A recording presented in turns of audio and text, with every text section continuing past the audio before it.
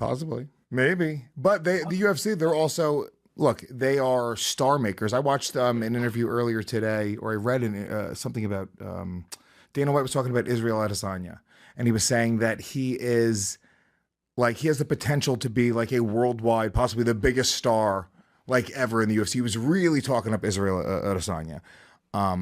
It's one. He's from New Zealand. I think having that cultural thing I think is huge.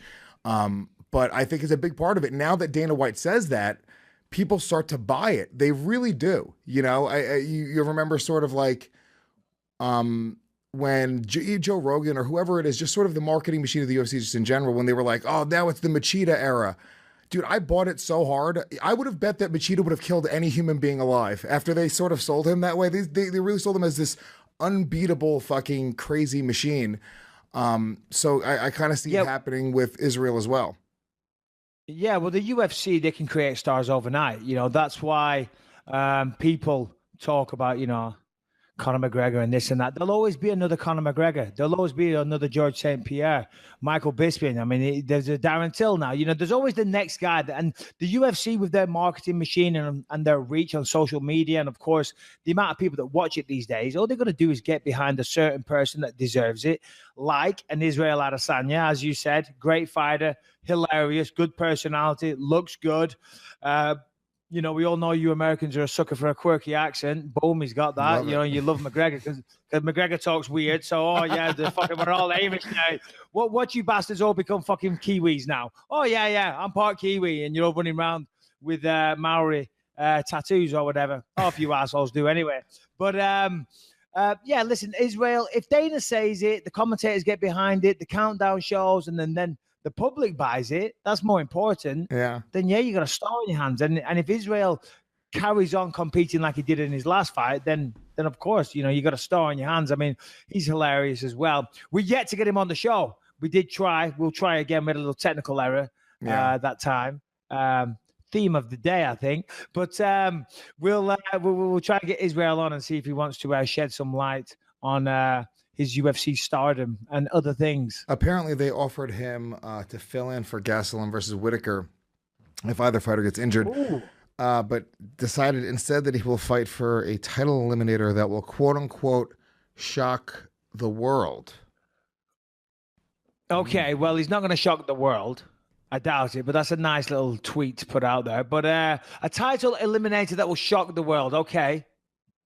Well, it's not going to be Chris Weidman because Chris Weidman, unfortunately, got knocked out to Jacare. That wouldn't shock the world. That wouldn't shock the world. Israel Adesanya knocks out Chris Weidman. Shocking. I'm sorry. I fail to see how anything along those lines is going to shock the world. Well, you know what? Here's Jacare. I mean, I suggested that afterwards. If it's Jacare versus Israel Adesanya on this show, on FS1, on UFC tonight, I predicted that should be the next fight. If that's it, I'm sorry, Israel. That's not shocking. It's a logical matchup. Yeah. Could it be Luke Rockhold?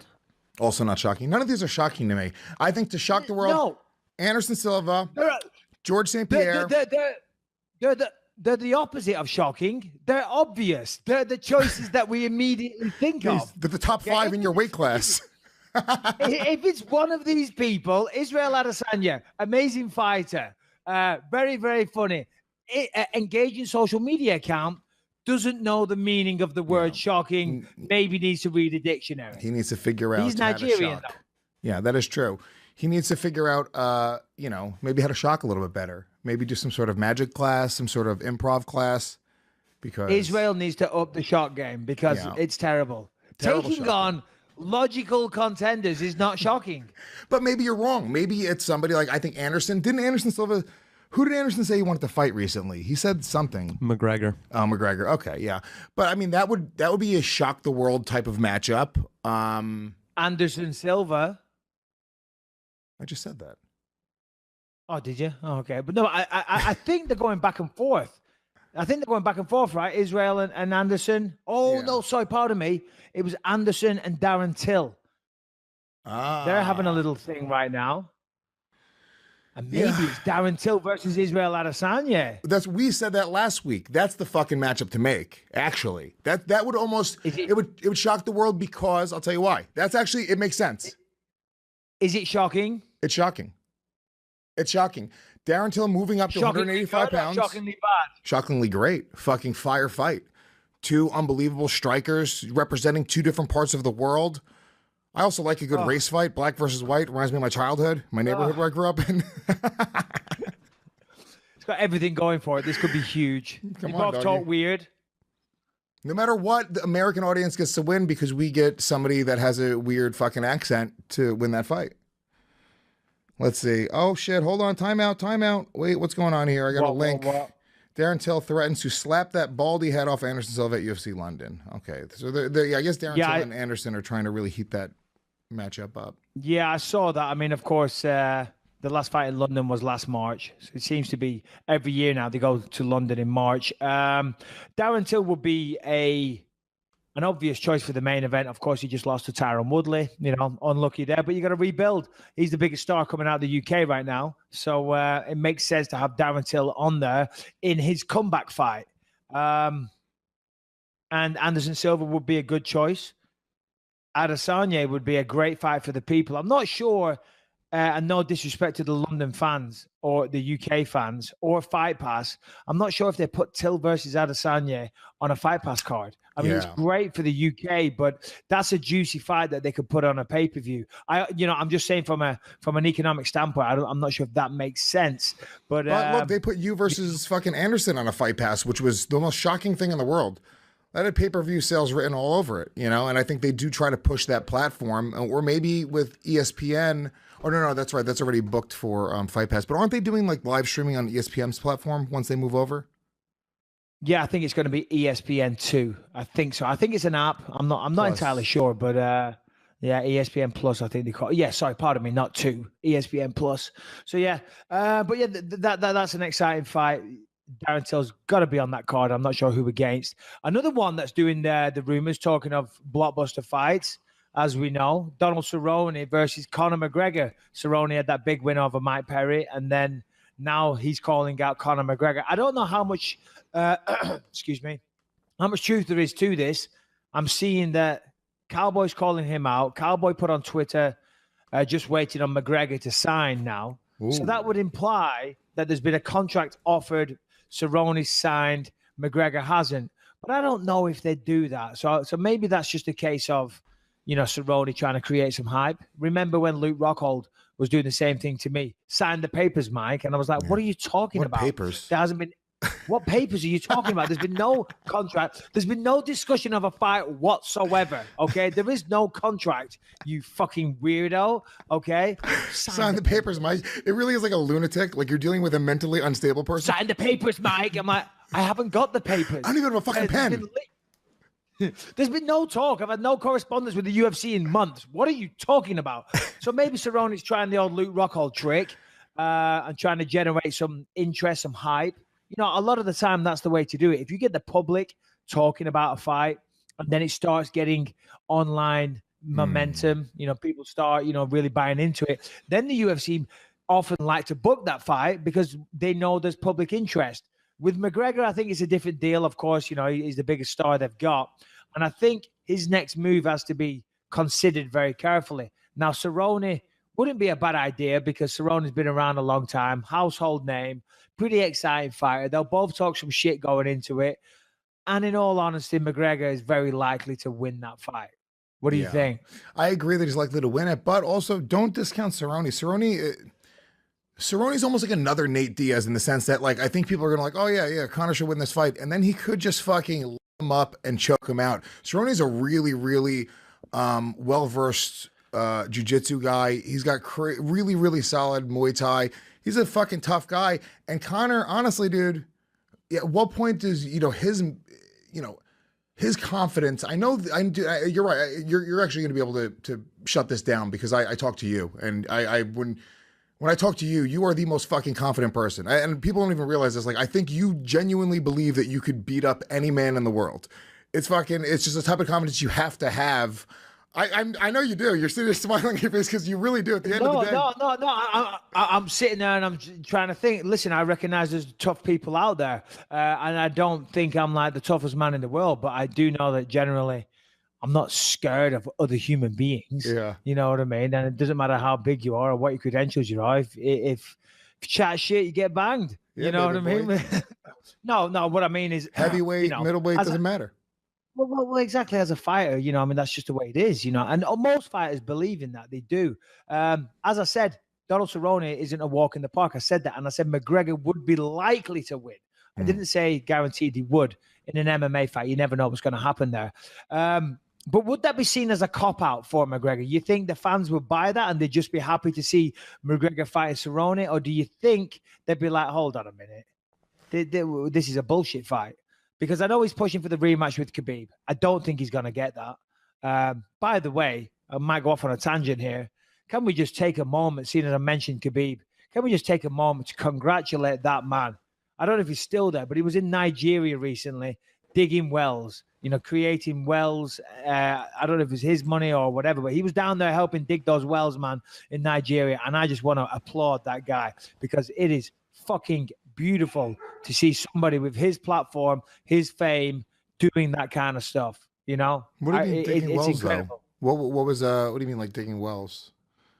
For drinking water. Oh, okay. To get clean drinking water for the people of Nigeria. He's in some small villages in the middle of nowhere. Pictures on Instagram. He's down there with the whole team, donating money, but of course, getting their hands dirty and getting the job done themselves. And I just think it's beautiful. It really is. I mean, I wish I could do something like that, but I don't know. No one's ever came to me and said, would you want to go build some wells in fucking Nigeria? I would do it. But I just think the fact that you're putting yourself out there now. Somebody's going to fucking say, well, if you'd like to join my well digging team next month, we're going on an excursion for 3 weeks. And then you're going to have to turn them fucking down. I said I would love to. I'm very, very busy right now. And I've got a lot of obligations, okay? Maybe at some point in the future, of course, I would love to go on a trek somewhere and help some unfortunate people. And I want to do that. I definitely want to do that, okay? But right now is a bad time, okay? We can barely get 2 podcasts then. It's Thanksgiving on Thursday, You know what those people would be thankful for in Nigeria? Some fresh drinking water. Clean drinking water. And all joking aside, as I say, let's do a slow clap for Khabib. That's amazing. Come on, give it up. Great job, Khabib. Who would have thought the day that we saw Russians giving clean drinking water to other people? This is crazy. Why are you gonna shit on the Russian? Everything that Rocky IV taught me. You know what? I take it all back. Because you know what? Yeah, I only recently watched the end of Rocky IV. I found out that he's like, if I can change and he can change, we all can change. I didn't watch that until recently. My whole life I've been hating on the Russians, thinking that we were mortal enemies because of the Rocky IV movie. But Mike, right now I got to tell you, I'm drinking this amazing lion's mane mushroom tea from our good friends Four Sigmatic. I love it, dude. I love it. I can't drink other coffee now. The coffee is delicious. And by the way, it is coffee. For all those people that hear mushroom coffee, they think mushroom coffee, doesn't sound like me, although I'm a fun guy to be with. But the coffee is actually coffee. You didn't pick up on the joke? Mushroom is a fun guy. No, I got it. It was bad. I was ignoring it. Okay. Well, anyway, it doesn't matter, fun guy or not. I am. But the coffee is delicious, and it is made with 100% organic Arabica beans. It does not taste like mushrooms, as I just said. I brew it the same way as a normal pot of coffee, but it is infused with the mushroom superfoods that are known to support focus and creativity. Now, here's a little bit about the company itself, Four Sigmatic.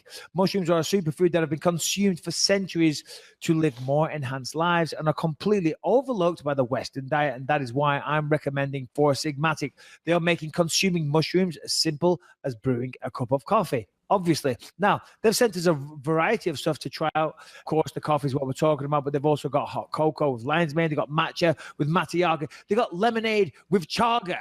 They Love have the an lemonade. abundance of products. Yeah, lemonade's great. Yeah, we're big fans of everything over here. The coffee is my favorite. I just drink so much coffee as it is, and my problem is I drink coffee, and I feel like when you're drinking coffee all the time, it sort of feels like you're not doing something healthy. It feels like you're having a negative there's negative benefits of drinking too much coffee. You feel like, you have too much caffeine or whatever it is. Every time I have another cup of coffee, I sort of feel guilty, like maybe I shouldn't be having another cup of coffee.